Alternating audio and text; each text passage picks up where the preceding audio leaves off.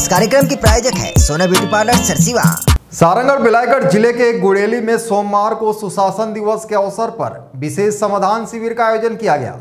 इस शिविर में 11 ग्राम पंचायतों को शामिल किया गया था, जहां ग्रामीणों ने बड़ी संख्या में आवेदन प्रस्तुत किए। शिविर में कुल 5000 आवेदन प्राप्त हुए, जिनमें से 4500 का मौके पर ही निराकरण कर दिया गया।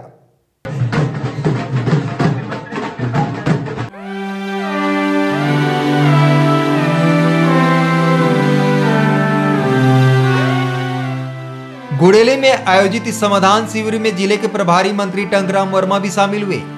मंत्री ने विभिन्न विभागों के स्टॉलों का निरीक्षण किया और खुद जरूरतमंदों को लाभ प्रदान करते नजर आए।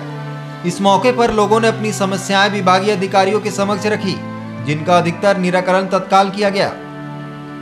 राज्य सरकार सुशासन पर्व के रूप में इस अभियान को चला रही है, जिसमें सरकार सीधे जनता से संवाद कर रही है और जमीनी स्तर पर शासन को पहुंचाने की दिशा में काम कर रही है।